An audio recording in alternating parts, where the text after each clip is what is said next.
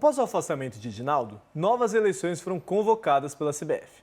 Na última segunda-feira, dia 26, Samir Chald assumiu a presidência da entidade, após ser eleito no domingo, dia 25, sem chapa concorrente. O novo presidente promete profissionalizar a arbitragem, padronizar os gramados, melhorar o calendário e reorganizar os estaduais. A sua chapa única é resultado da falta de apoio das federações ao seu concorrente, Reinaldo Carneiro Bastos, presidente da Federação Paulista de Futebol. Apesar do apoio de cerca de 30 clubes, como o Flamengo e São Paulo, somente as federações Paulista e Mato Grossense assinaram a chapa de Carneiro. Isso inviabilizou a formação de sua chapa, pois ele precisava de outras 6 federações para concorrer.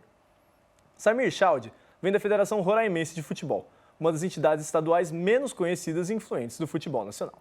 Para entender melhor esse contexto, continuamos nossa conversa com Robson Morelli. Robson, o Samir Chald ter assumido a presidência deixa uma dúvida. Como que um cara que sai da Federação Roraimense de Futebol nem sequer chegou à presidência, porque o pai dele ia passar o cargo para ele só em 2027, como que esse cara hoje em dia é o presidente da CBF? Pois é. A gente não sabia nem falar o nome dele de uma forma correta, né? A gente não sabia quem era. É um médico, né? Que ainda não trabalhou no futebol, mas esteve sempre perto do futebol, porque o pai dele, Zeca Chald, foi presidente da federação por 40 anos. 40 anos, né? Não é o que nós chamamos de uma democracia ou uma passagem de bastão muito natural. Ele aparece porque o modus operandi da CBF, a gente conversou aqui, eles apoiam e eles largam a mão do presidente, assim, quase que no mesmo minuto. Então, todo mundo conversou.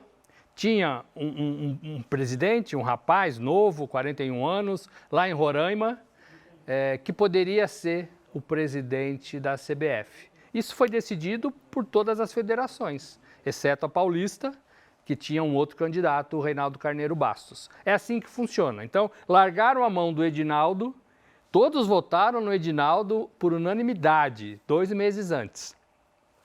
Largaram da mão o Edinaldo e pegaram na mão do Samir. As ideias que você falou do novo presidente são boas, são ótimas, mas essas ideias a gente já ouve há bastante tempo. Ele vai conseguir fazer tudo isso? Ele foi eleito pelas federações estaduais.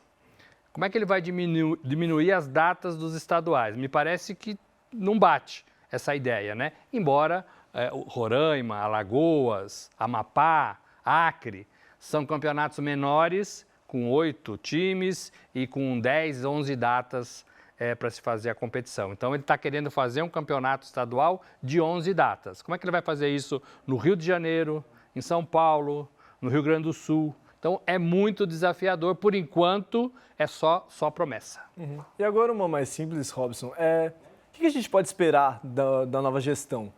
A gente pode esperar, como você falou, que você duvida um pouco que ele vai ser tão disruptivo de, por exemplo, reorganizar os estaduais sendo eleito por muitas federações. O que a gente pode esperar do futuro da CBF agora? Talvez até consiga, mas eu acho muito difícil. O governo do Samir na CBF é um governo de transição. Não é um governo, não é uma gestão para se perpetuar. Essa é a minha visão, falando com pessoas de lá de dentro. É um governo, é uma gestão para ficar esse período até 2029 e para dividir a CBF em 3 pilares. O primeiro pilar é quem cuida da seleção brasileira, que sempre vai estar atrelada ao presidente da entidade. Hoje é o Samir. O segundo pilar é a construção e a efetivação de uma liga única. Então, os clubes, nesses 3 próximos anos, 4 anos, vão ter que se organizar de modo a fazer uma liga única. Aí essa liga passa a administrar todos os campeonatos. E aí você tem as outras seleções, né? Você tem todas as outras seleções que também vai pertencer a um pilar dentro da CBF. Então, para mim, o Samir está fazendo uma transição de um modelo de gestão, que é essa bagunça toda, talvez para um tripé lá na frente nesses 3 segmentos.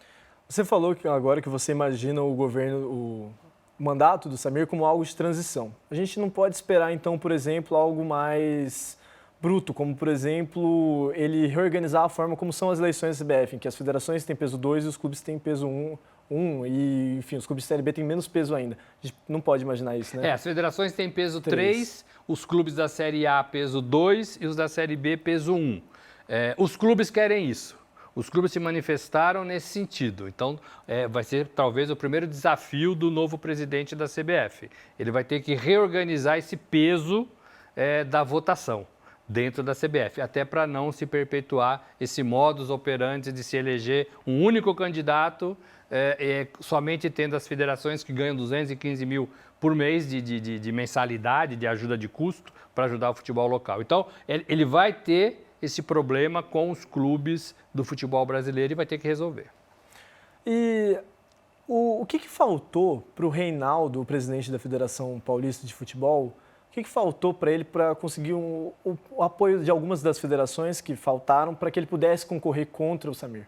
Talvez faltou um pouco mais de rapidez, porque ele é um político de futebol experiente, mas talvez tenha faltado um pouco mais de rapidez para tentar costurar esses 8 apoios que ele precisava ter para lançar a chapa.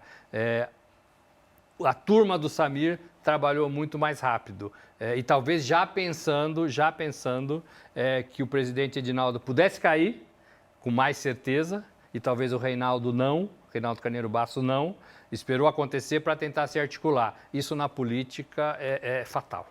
Certo. Infelizmente, o nosso programa está chegando ao fim. Muito obrigado, Robson, pela sua participação e pela sua contribuição. Eu que agradeço, foi bom estar aqui com vocês. E essa foi mais uma edição do Planeta SPM. Se você quiser saber mais informações sobre o programa, acesse a agência de jornalismo da SPM no Instagram ou no YouTube. Agradecemos a sua audiência, um ótimo dia e até o próximo programa.